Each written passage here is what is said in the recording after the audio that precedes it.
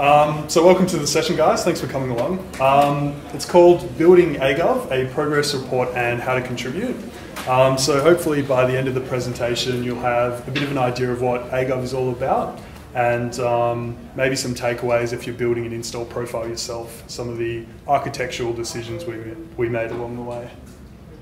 So who am I? My name's Sam Becker, or Sam152 on Drupal.org. I'm a developer at Previous Next, and I worked on the team that built aGov for Drupal 8, which is available on Drupal.org. So what is aGov? It's a Drupal distribution targeted at Australian government. So the project started in 2012, and me and a team of really good people were working on the latest version quite recently. So in the next 30 minutes, I'll broadly cover things about the current state of aGov, the architecture for the version 8, how to discover and report issues and maybe request features, how to make code contributions to the platform, and the future roadmap that we are working towards. So I'm going to look at the state of aGov right now. So these are some statistics. They're off Drupal.org. So there's 500 sites right now actively reporting as aGov installations. We've built 4 major versions. The latest one is built on top of Drupal 8. There have been 25 unique contributors to aGov. So anyone who wants to kind of extend and work with the platform can jump into the issue queue and work with us towards new features and bug fixes.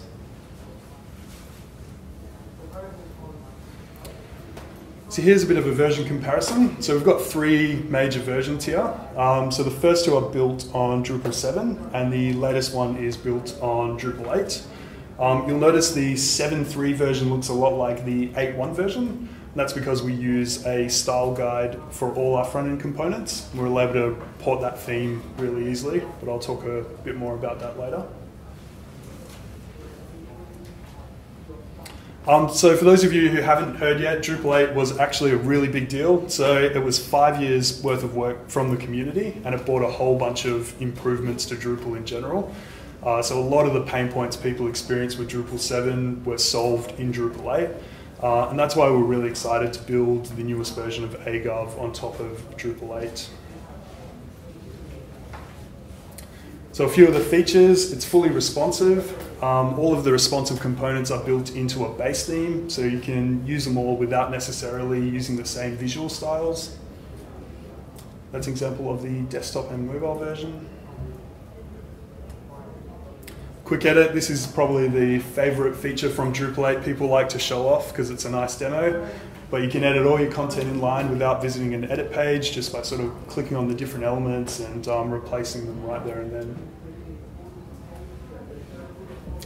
So Drupal 8 has really good REST support, so all of the APIs for accessing content and consuming that content from different platforms just work completely out of the box with the latest version of aGov.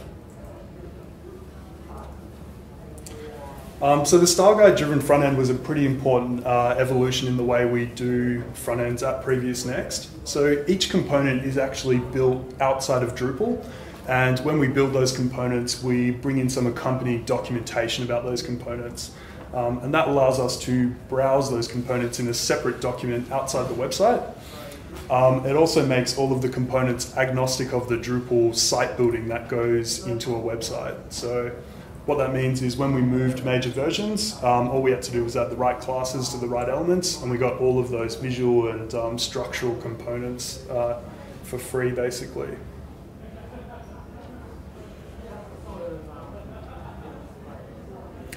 So this slide is when you might use aGov. So first and foremost, aGov is a solid foundation for developers. You can build completely custom designs on top of it, and we've tailored a lot of the profile to be a really friendly starting point if you were a developer who was tasked with building a website. So just like any other Drupal install, you can extend it and create whatever functionality you need for your own website.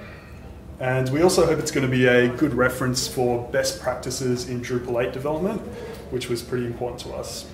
If you're non-technical, you can still use aGov out of the box. It'll be a simple site, and you can choose from a bunch of existing themes that is available. So this next section is a bit about the architectural decisions we made in aGov 8. These are some of the key contrib modules we used. A lot of these are in really early stages. Drupal 8 modules right now have got a lot of attention going into them right now. There are some bug fixes, and we're fixing plenty of bugs in all of these modules along the way when integrating them. So this is Page Manager. This is an exciting one because it gives a lot of flexibility to site builders. This is a screenshot of the version for Drupal 8, which is currently out. I believe this is in alpha and beta maybe now. But I hear a stable release is coming pretty soon, which we're excited about. So this is Fences. This is one we built specifically for aGov. This allows you to attach classes to any of your fields from the admin interface during your site building process. So this really aided in that whole style guide approach where we needed to put all the different classes on all of our different fields. This is currently in a dev release, and a stable release is coming soon. Path Auto, another classic one from Drupal 7, which has a Drupal 8 version, integrated that with no problems. So configuration management, this is a bit of a classic problem for Drupal 8. How are we going to manage configuration so it's easy to deploy, easy to export during development? So we settled on a module called config devil. So it's a really simple module that just takes a list of your config objects and you create a manifest for those in an info file, and then you can just use Drush to write all of that config back to your module. So we looked at features as well when deciding on how to export configuration for the profile, but we decided it was good to get some more fine-grained control over exactly what config objects were imported into what modules. That's a screenshot of a module info file, which lists all the dependencies and then all of the configuration objects that are being tracked as part of that module. So default content, we use this to provide some content on a fresh install. So if you install aGov and you want to see it in action without having to go and create dozens of nodes, you can use default content. Really similar to config devil, we list a manifest of all the content that we want a module to be responsible for, and then we can just use Drush to write all that stuff back. So we built that feature for default content because it would give us a lot of parity with the way we were managing config, and it was quite nice to have two solutions which operated fairly similar. Some people do think that these kind of manifests should live in their own files, named appropriately, but I tend to think it's nice to have an info file which is responsible for all those kind of build and developer related tasks for exporting content and configuration. So this is a slide about the theme architecture. So first and foremost, we have aGov base, which is just structural components, and you can build on top of this and apply a custom design. It's a good way to kickstart a custom theme build. It's fully responsive, and the theme with the blue and the black that you see on a fresh install of aGov is called aGov Whitlam. That's also packaged with a profile, and that extends this base and just adds some of the nice visual candy on top of it. It's a good example of how to use our starter kit, Whitlam, which I'll talk about in a sec. So this is the starter kit. That's a little snippet from the info file. So one of the big things that front-enders find pain points when implementing a custom theme is overriding a lot of the existing components. So we really wanted to make that really easy. So in the starter kit, you can choose to exclude any of the structural components from the base so that you've got a completely clean canvas to work from. Don't have to override any components. If you just wanted to use the primary navigation, for example, you could just use that and you could get rid of everything else and start fresh and still use aGov base without any nasty overriding.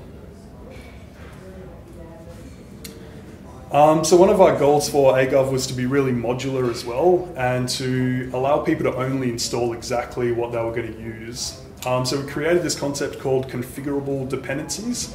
And we plan, as we grow the feature set, to create all of these as totally configurable during the installer. So you're not installing bundles that you don't need to use, or if you don't want default content in this example, you don't have to have it.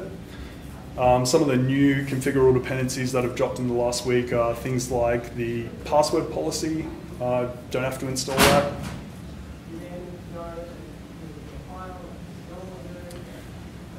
So if you've decided you want to use aGov and you want to report issues and get involved and kind of evaluate the platform, you can do that. If you're confident installing aGov on your own infrastructure or locally, you can obviously do that via the tools on Drupal.org. Otherwise, on the Drupal.org project page, there's links to different pre-configured VMs for other hosting providers that you can just sort of click and spin up. You can also use simply test.me, but your environment will disappear after a few hours. Probably not a good permanent hosting solution.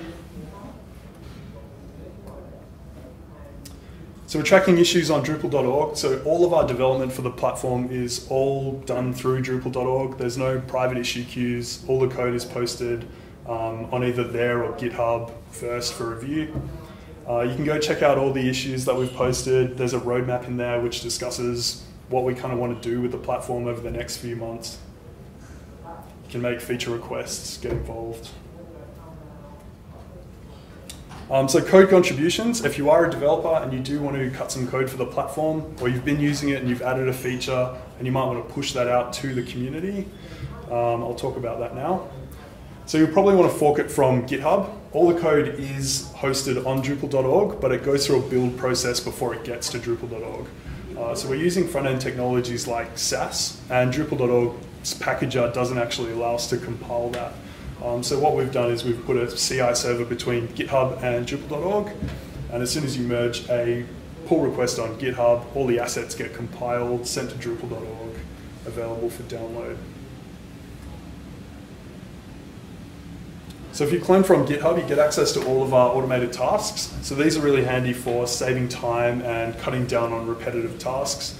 So if you're a developer, you probably don't want to click through the install a dozen times over the course of a day. We have a task which just runs the full installer. We have a specific installer just for development, which is build dev, that enables all of the modules you need to actually do the development. You can run thing-L once you've cloned the profile to get a list of all of those. So before you actually dive in and start adding features, you might want to check the roadmap where we discuss what kind of features we want to introduce. If a feature is not in the roadmap and you still think it's important, there's no reason you can't push it to a separate contrib project for people to download. So themes are great. We appreciate people creating new themes for aGov.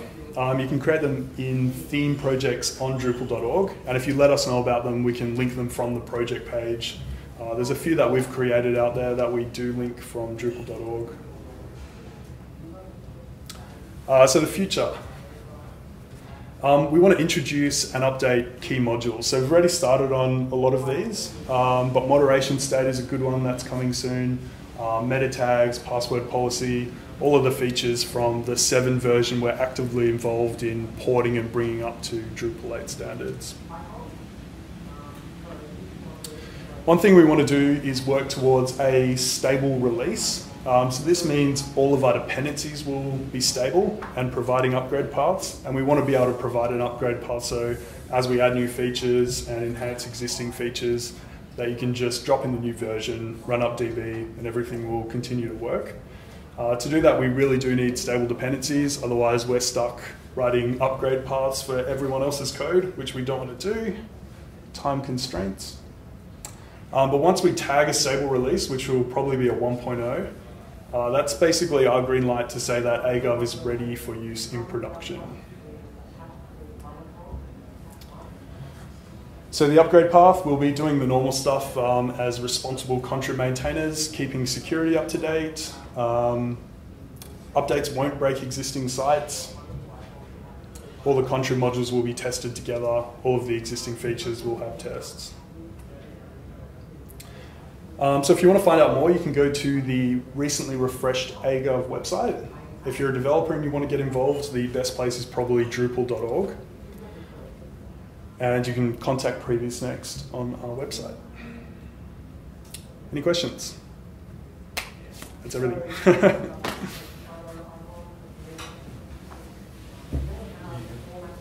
Yes? Just out of curiosity, I understand that aGov is with the Australian government. Are any of the state governments deciding to fall off and do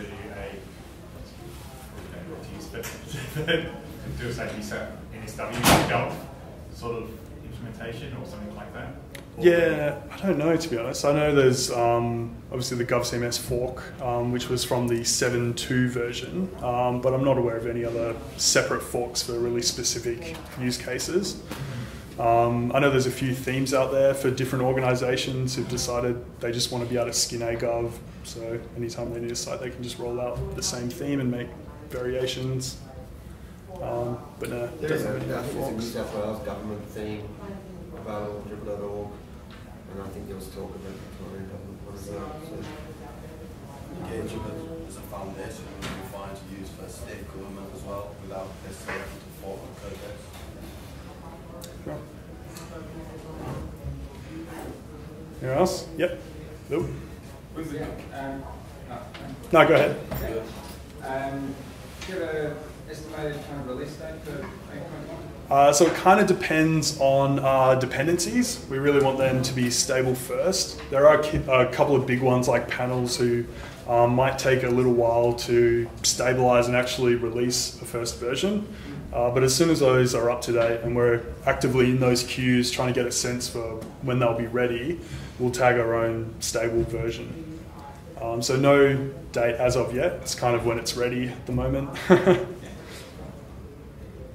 But there's been a lot of work on those modules. Like I know Aqua's sponsoring a whole lot of development work on most of those modules that were listed there too. So there's been a lot of progress lately in the last couple of months, and I think Panels has already got a beta release out now. So I think we'll see in the next couple of months a lot more stable releases coming out.